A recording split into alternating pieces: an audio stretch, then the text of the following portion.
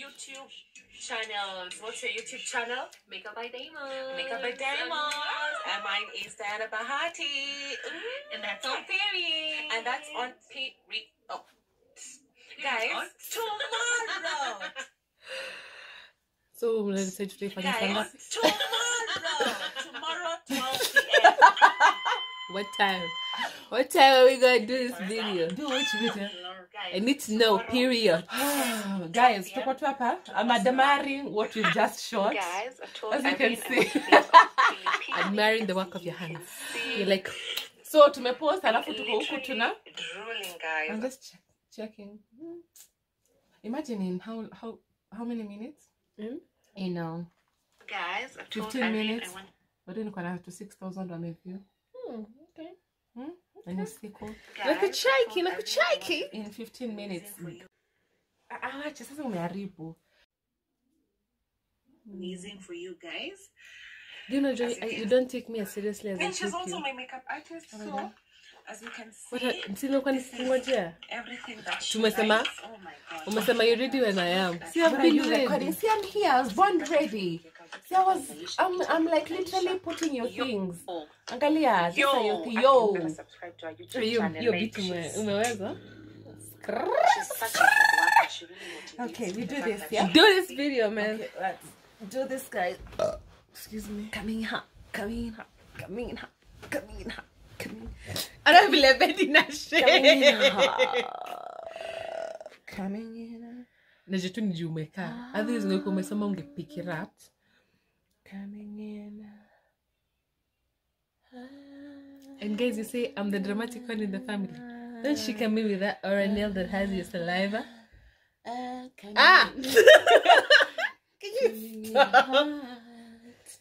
Ushaona mtu amekuja coming in ha coming in ha Would you get then you need the tune. I'm coming in ha tush tush tush tush tush tush coming in ha tush tush tush tush tush just like a fajito. No hino kanana mashagenda makon bande kanana labiro. So you're serious? Yes, I'm so serious. You want us to sit over here? Yeah. Now I need to, Because when I'm pregnant. gosh, yeah, you're pregnant. So nikika uko nyuma na feel. So tungeka huko nyuma juu ya mgongo. No, it's not a long story. We're doing a story. Yeah, it's like a story time. Yeah, anywho, Michelle has just told me and has told us, me and the baby, we sit here. She wants to give us her story. Story. Story Paukwa pakawa sahani ya mchele Giza ya mwizi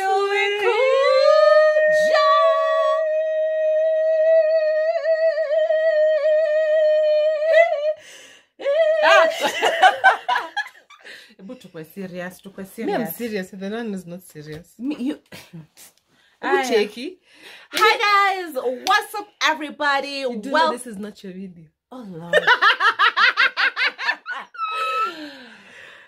Old habits die hard. As in ingekuwa yangu tungekuwa sahi tuko tuna wrap up. Oh please. Tunamaliza hii vlog. Please. Do this. Hi guys. Guys, don't worry. Welcome. There's The ring light over there. It's just a signage of we want to give you nothing but quality, nothing but light, nothing but. Mbona mnapenda kunienjoy ati nikiongea nafanyanga hivi? Naambia unasemanga usema ati nafanya na daddy but unahongana a lot of characters at daddy. Guys, this is how my dad talks. You know, because you need to take that into consideration and just What's your problem? My dad is very tough. Dad, if you see this, we love love you. you. Akitaka kuongelesha Don't vitu let lakini us. lazima aweke vidole into action ndio mjue he's serious. Ambapo lile jambo litakapo. And when my dad talks to you in Kiswahili, unahitajika musi. Litakapokuja. Unahitajika musi. Yani sometimes I used to think nikiwa shule na shanga guy kwani mimi niko shule ama dadi niko shule. Anaanza niongelesha sielewi. I need to Google everything he's just told me. Sielewi. Anyway, Hi guys, and welcome back to my channel. You've been waiting for this beautiful face, and today I beat this face, and we're here to give you a story time. Yeah. What you know, guys?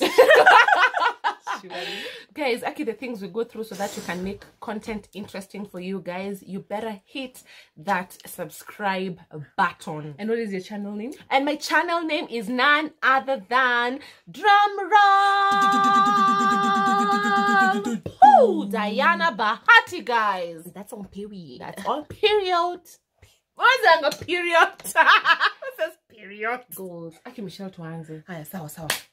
Okay, so welcome guys. Najwa, you don't know what today's video is about. Me and the baby don't know nothing. You don't know. Waja, you had told me you have another name for me for the baby. I told you. You didn't tell me? No, I'm gonna tell you. So you tell me now. No, I can't tell you in front of people and then they steal the name. They steal the name. Sorry. Guys, in case you did not know, I'm the one who gave her babies, the twinnies, their names, Blake and Blair. So she put me to task. Akaniambia, D please nitafutie jina huyu. Na nimempatia a couple of names. I like, think harder. I'm not impressed. Do this, do that. And I'm like, yo, you think my mind over here is just a factory that is generating names for kids? Yeah. Come and tell you the other name.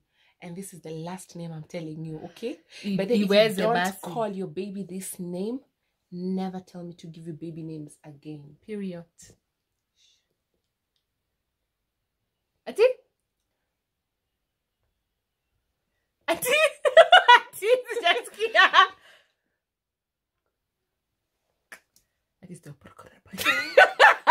I'm gonna tell you, let's do this. Let's do this. Okay, so guys, today's video is actually a story time. It's like a flashback down memory lane. So I know you guys meambiwa a lot of our childhood stories, especially like from this perspective. So kidogo nataka also to be sharing like what life looked like for me. You understand what I mean? Because a lot of your perspective from you know, this is how my childhood was, this is what I so nataka kupeana from my perspective, okay? Hey man, I need to go to the salon. So this is a story time about my life on the streets. So a lot of you guys don't know actually. But when we were younger, okay, you guys know that my dad has always Your been life like super strict on the streets, yeah. Okay, real? so You wanna share that? yeah, I want to share it because unajua inafikanga point like you feel like you've gone through things and you've healed from them, and now you're ready to share that story and inspire somebody out there and encourage somebody out there. Now, sione too, it's all glitz and glam and lashes. Can you excuse me? Can you pardon me? What do you Pardon mean? me.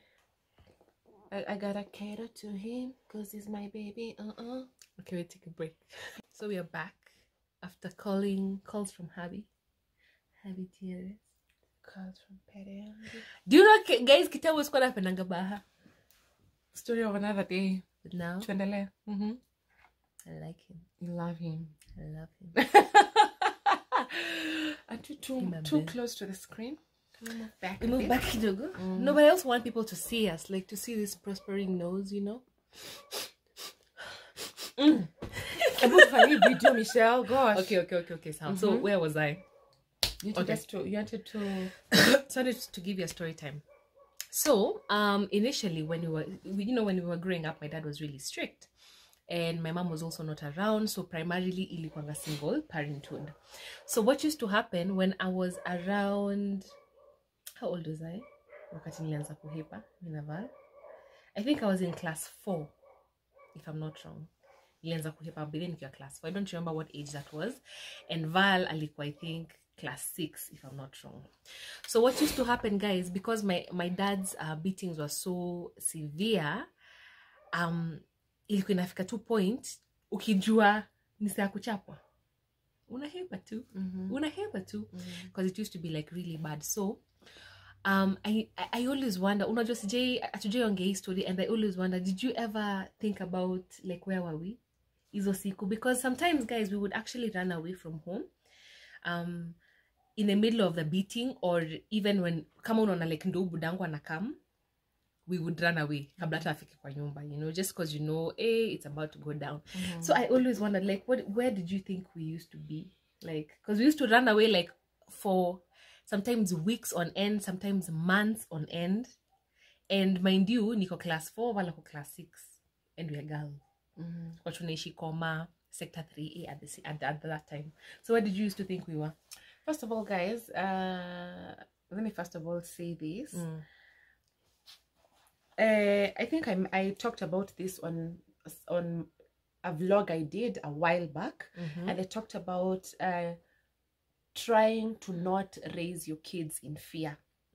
You know, wafanye wakuheshimu, si wakuogope. Unaelewa, kama you're disciplining a child, wacha ajue it's out of love, not unajua, not fear, you know.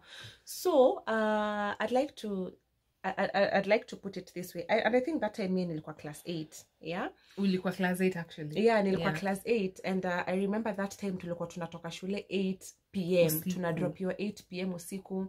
Nimefika home, alafu my sisters are not there. Yani it was just tough. As in, this is just a whole story, but I'll just take it up from where Michelle has started it from. Yeah. My dad was very tough. Ameturaise na fear, alikuwa anatuchapa vibaya sana vibaya. I'd never do that to anyone. Unaelewa, not even my kids. I'd never ever beat someone like that. As in, Fadhi alikuwa anatuchapa mpaka unatokea marks za green. Unaelewa, it's not even funny. Like, no, I'm happy that now I can laugh about it, because at a certain point in my life I used to think about it and I used to cry. So it's like my dad ametu discipline vibaya sana, and it's something that I never want to think about, even to think about and laugh about it. No. So but anyway, fast forward to what she's talking about. It was a very tough moment for all of us, and for me especially. Nilikuwa class 8, I was not doing well in school. Pia mimi nilikuwa napigwa huko na walimu, na kuja pia huko nazushwa na Fadhi. Kidogo my sisters are not home. Tunatafuta kila mahali, kwa ma news, kwa ma radio, kwa manini. Tuna send out bulletins. Yes. Are you serious? Tuna send out bulletins. It was bad. I used to cry every night, every day. I go back, yani nenda shule, na mwalimu anafundisha, I haven't slept, I am dozing, kama sikulala, I am crying, I don't know where they are, sijui nini wamefanya. Yani Fadhi ako tu huko nje anawatafuta. And then one day I think, I don't know what happened. Fadhi alikam na sijui hata mlikimbia juu ya nini. Yani mlitoka tu. Yeah. Do you know walihepa tu? Like nile tu walihepa. Hata ujafanya anything wrong, but nile tu he might just come up with something, we are here. Yeah, imagine walitoroka. Sasa ni kama fugitives. Wako huko mbele, mimi niko huku nyuma, hata mimi nakimbia. And I felt so betrayed at that time. Tulikuwa nganashanga, hata nakumbuka nikikimbia nilikuwa nakwambia dia cha kutufuata, na unatuambia daddy amenituma, I have to find you guys. Because guys, let me tell you, like we would run, and then like tuingie kachum flani, mimi na Val tujifiche, and then Judia anatujua na anajua tu chum twetu, you would come and find us, and I would beg you, I would tell you, Akidi, just tell him you didn't find us, but you, because you're the responsible sister, ulikuwa tuambiaje? No, I have to go and tell him. I am not finding you, ndio mwende mchapwe. You don't know that. Of course, I don't know that, but unajua, I'm also finding you for the sake of my own sanity. I know. Where are you guys going? Yeah. Ni usiku. Imagine wase ni saa 4 usiku. My sisters wamehepa.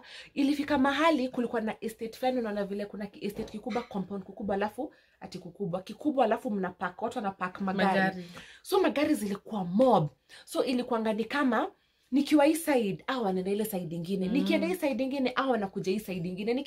And I'm like, please guys, please, let's go home. It is not the best place. But where are you going right now? You know, at that time we never used to even think about where we're going. We just wanted to get away from that situation. Like, you literally feel like anywhere else is better than kuchapwa hivyo like nika kuchapwa kama ng'ombe, you know what I mean? Wasi atini niwaambie kaa nguruwe kama yani hata sijui ni nyama gani. Let me tell you, I've never found peace, honestly. I've never found peace with that. Coming to think about it, hivi ndio ilikuwa nini, I don't want to think about it. Unaelewa? Yeah. Now having to talk about this makes me more devastated, ama makes me more angry. I remember there was a time, sijui what happened, you know the story well. Mimi nakumbuka mlikuwa mmelala kwa Wochi. Kwa estate. That's actually where we used to sleep most of the time. If it was a nice Wochi, like if it's kama ni Wochi mwenye ange tusiti, but kulikuwa na Wochi mwenye alikuwa na tusiti, so we couldn't.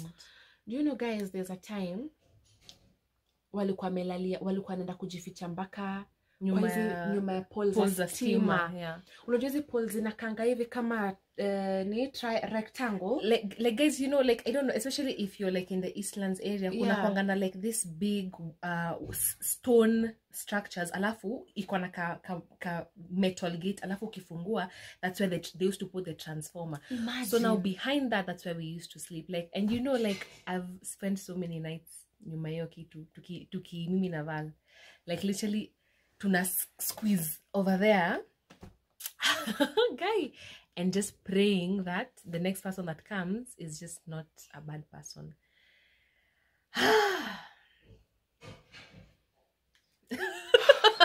I've opened up some. Okay, the point of it is not, I always knew like you never had peace about it. So so like a couple of times we used to sleep, especially most of the time we used to sleep behind iyo kitu ya stima. Sometimes we would sleep at Wochi's, and then there's another lady who alikuanga bishte aval. So and her mom wasn't so strict, so a lot of times also we would go to her house and then try and sleep there without like ile ukiomba mamake ata wauliza like kwani amwendi home because it's 10, it's 11, it's, you know. But now the mom used to live like, you know, that nightlife, machali nini, so she never used to say that like akwa natufukuza per se, but ilifika a point I think budangu pia alimzushia. I think dad alikuja kujua huko ndo tukua tunastay like once juu seti ungelala kwa msi, and then you don't want to tell them at like, hey, there's a problem at home. And then we would always call mom, and I think I've told you this story before. Tungena unakumbuka kale kalandlen hapo kwa kona. We would always go, we call my mom and we tell her, hey mom, it's bad, you know, like could you come pick us up? Mom saa zingine would tell us I'm at work, saa zingine she would tell us I'm coming. I would literally sit at that gate, look like kwa hiyo landline na face gate na ngoja mom 5, 6, 7 hours she's not come, until I realize the child in me realizes that she's not coming. Another night on the streets. Yeah. I didn't want to like this video to like get like super emotional, but I just wanted to share with you like, because not just share na wewe like that aspect of what we went through. And for the longest time nilikuwa nashanga like, why would you like, mbona tu unataka kutuelewa in terms of dada kikwambia ututafute, saa zingine useme hujatupata, but now like vile umesema hivyo na kuelewa in terms of like you are also looking out for us, but in our minds us we just want to get away from that situation, you know what I mean? Don't cry, like we're okay. here now, we're okay, but unajua what's going through my mind right now, probably haikuwa go through my mind your time, ilikuwa more of what if something happened to you guys. I look at us where we are right now. Will I be sitting here and telling a different story? I thank God for where we are right now, but the story would have been different. What if, I don't know, Ebu tell them, I remember you telling me there's a time mulichukuliwa sijui na watu wagani. Guys, sijui mkaenda wapi, nyinyi mulikuwa nyuma. So there's a time that because we were a lot of like street children in the estate, unajua, and because it get to the point that daddy alikuwa anajua to like busy zetu to the point that we had to now go tuanze kujificha in another estate, unajua. So atungejisa jificha sector 3A, so tulikuwa tunaenda, so kama vile koma kulikuwa na like so many sectors, so tukaenda tukajificha in another estate, so just near ours. So at some point, because we used to be like, I think around 10 to 15 like si ile ati we are street children, ile tu tumehepa home. Pia wengine wamehepa. Pia wengine wamehepa, like either maybe unapata they have abusive parents, ama unapata maybe situation home ni mbaya, ama ni stepmom ama stepdad, ama their parents died, ama walihepa tu juu ya some weird reasons. So we were like tulikuwa na kirende, but me na Val tulikuwa tunakana like together most of the time. So one day these two men who came and they told us so you guys were together with those other children? No, like alituambia separately kwa sababu unajua alikuwa anatembea pia ni kama in a way walikuwa wameongea na mawochi, so walikuwa anajua like to be this wenye tukonga tuna chill una get. So by the time they were coming to us, they had like 6 or 7 kids with them. Akakuja akatuambia, we asked you this and this. Akatuambia we actually pastors. The devil is a liar. We are pastors and tunajaribu ku rehabilitate, street children. We want to give you guys an education, to apeleke place poa, you live a better life, whatever you're going through iishe. And like the way you unaona like, hey baby, there's light at the end of the tunnel, like wait, like there's someone who actually cares, you understand? Waka promise baby, we won't beat you, nini everything that mlikuwa mna experience home amta experience. So sisi ni nani? Tukawafuata. They were like, we are going to like that house. So we're like, okay. So nakumbuka we went and then wakaongea like other children, so tulikuwa kirende.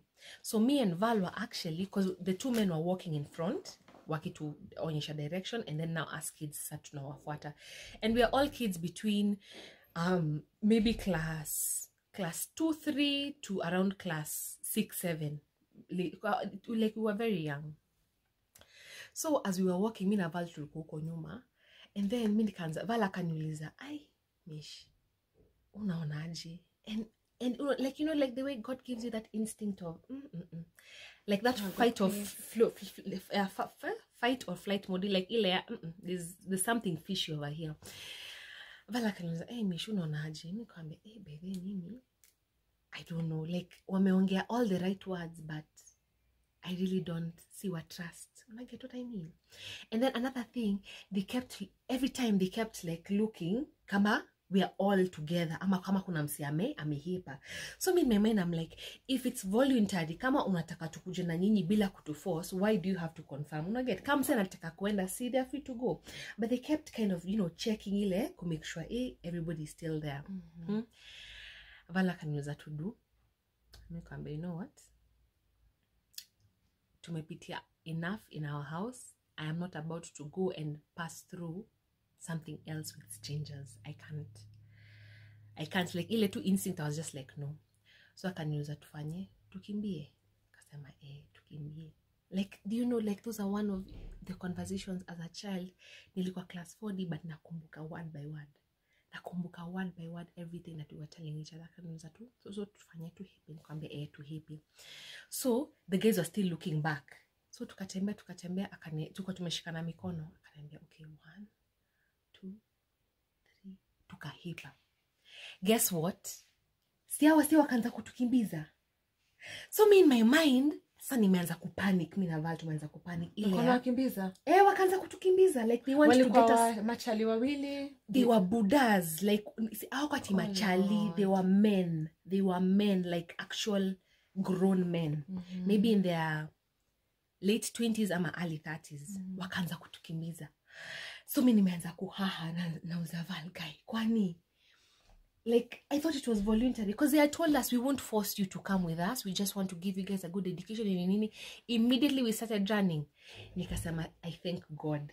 Right now, najua tu by the Holy Spirit, but like, I thank God. So what happened vile wakimbiza? Walitukimbiza, but sasa unajua, because now as we were really conversant with that estate, and then we are tiny, so we can like fit through small spaces. So tukaenda tukawa chenga. Eventually hipa hiyo estate from the back na hawakutuona tena tukahipa.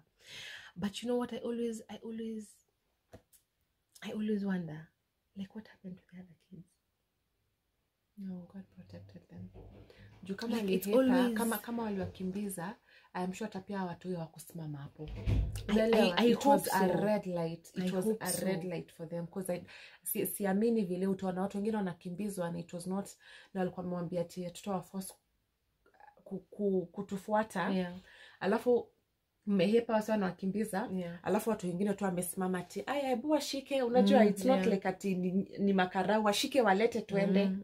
Yeah, so it's just my prayer, like, and I don't know, like, randomly, like, if you are if you are one of those children, by the way, like, reach out, like, you know, let me know how are you doing. Unajua, like, that's a phase that we were strangers but tulipitia through with those children, and I always just wonder, like, how did their lives turn out?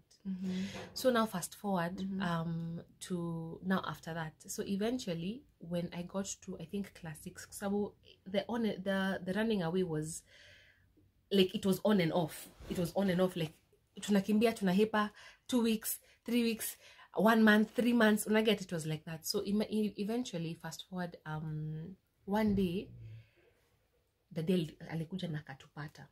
kapata wapi? Akatupata kwa beshte ya Val, alikuwa anaitwa Wendy, kwa mama yake. Sasa akakuja na akatuleta home. That was the day that in my mind I decided, because unajua, even there where we were staying, I used to see a lot.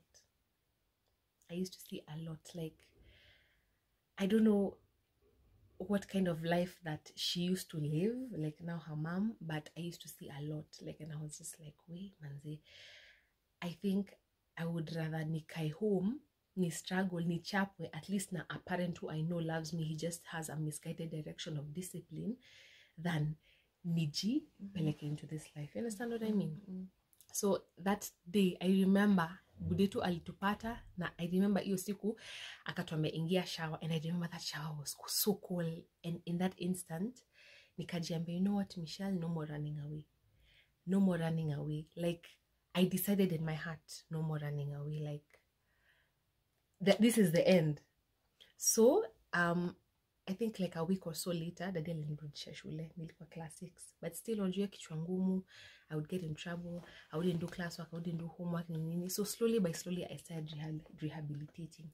So what is the point of the story?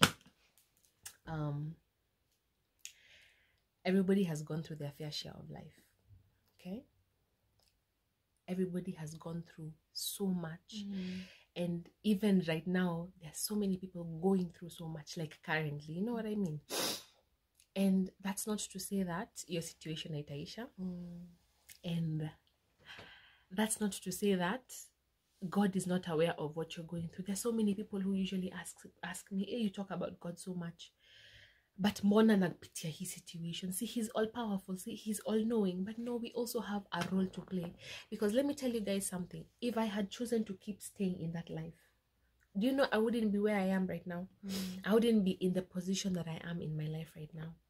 So all I want to say is nikupate to encouragement that Dee has gone through a lot, I've gone through a lot, and this is just like a snippet of more that we will share even in the future.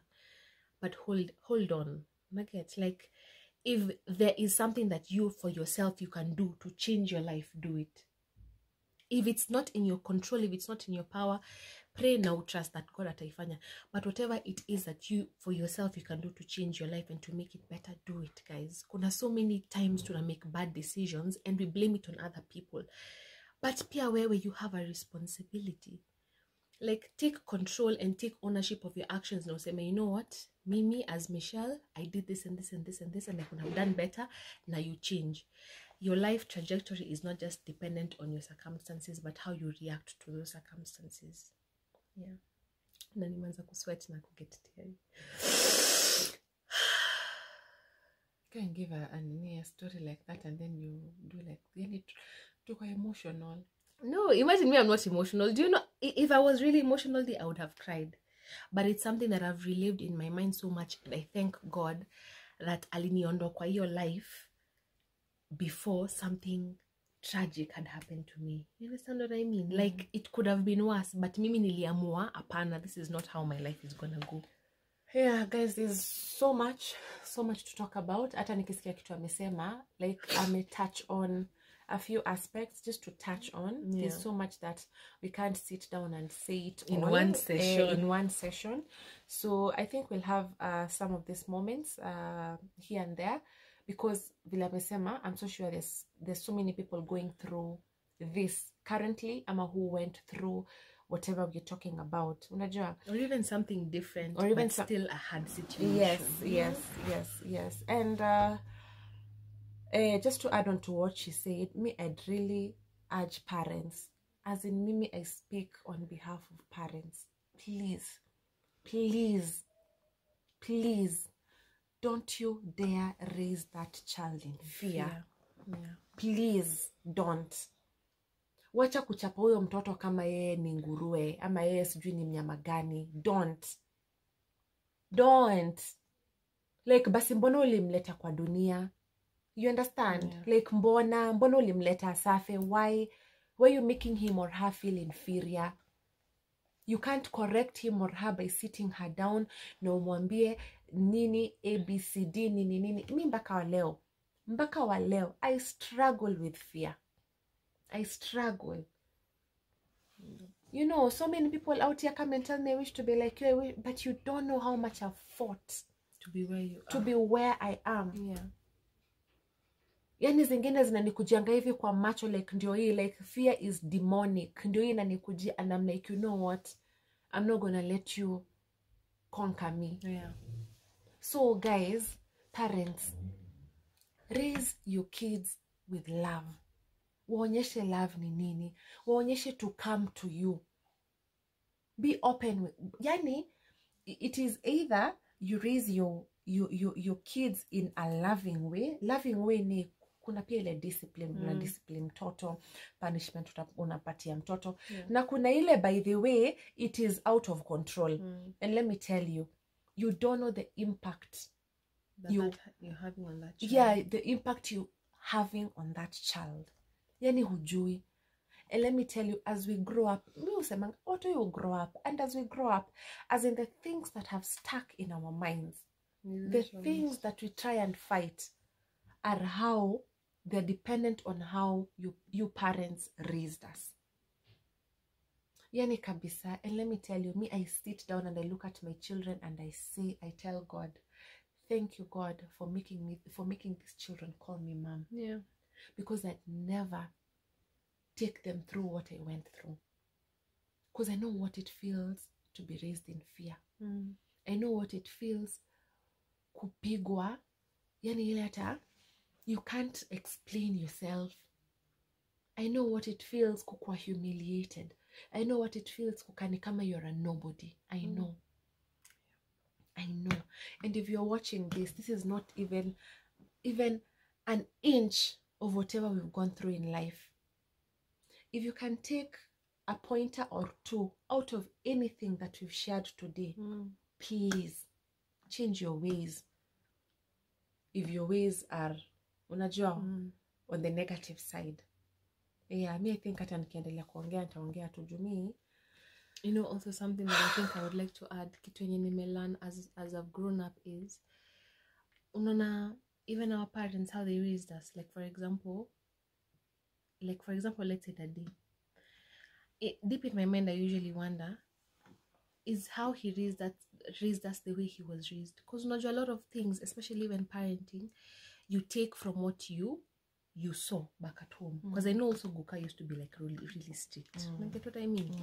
So it's just also trying to heal your inner child, trying to also heal yourself as an adult, because there are so many people out here as adults who have so many traumas, who have so many wounds that also them, their parents and their parents, like inimekwa almost generational. It's I think for me and you, we made an active effort, like, and you have to do this, guys. You have to make an active effort kukata. Like, as we made an active effort to tulisema no, we're not going to we're not going to do that to our children. Yeah, we will not. No. But you see, you have to be aware that that's a problem that you have. Like, kachini angalia, how was I raised? Was I raised to be like in fear all the time. And then because let me tell you something, let me admit to you guys something. Initially, wakati Blake and Blair were smaller, do you know I used to act like daddy subconsciously, not knowing that I would act like that. So they would do something and I would be like, Blake, why are you doing that? And then I sit down and I'm like, why did I do that? It subconsciously registered in my mind that that's how you parent. So I slowly had to unlearn. Like lazima unlearn. Guys, don't be passing down generational curses to your children. Like ukionaka, for example, this is how people have been raised in my family. Make an active effort and say no. It ends in my generation. And strive to do better. There are too many people out here who don't know their identity, who don't know who they are, who, guys, like who weren't told, you know what? I love you. Just that. Just I love you.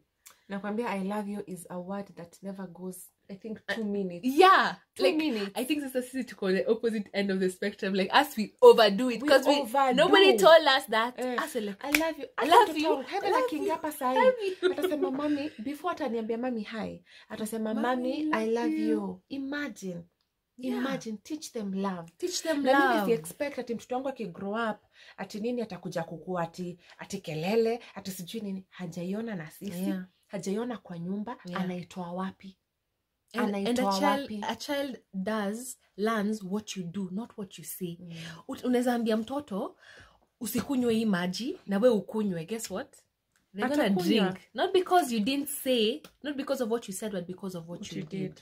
So be very mindful of like what kind of a parent that you are. Because remember, guys, we are not in charge of these children. We are stewards. We are in charge of these children, but they are not ours. They are God's. We are just stewards. A steward is someone who has been given something to take care of for a particular time. Because trust me, pia dearly hepa home kiwa like uni. Story for another day. Yeah. But yeah, we want to just encourage comment you down guys. below if you want me to share that story with you guys. But, yeah. But yeah, guys, so just to encourage you, if you're a parent, whether you're a young parent, an old parent, change your perspective, change your mentality. Make sure that whatever it is that you're depositing into your children is positivity, is love, is something that for the next generation is healthy relationships, you know? Yeah. Anything to add? No.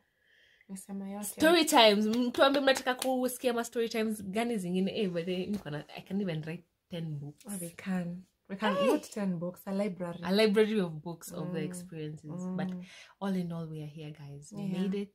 God is faithful. He's here with us. And trust God. Yani trust God. Kabisa. Trust God. Me, that's the only thing I can tell you. Mimi hata sikuwa hijua ati ndeneza kuapa in life.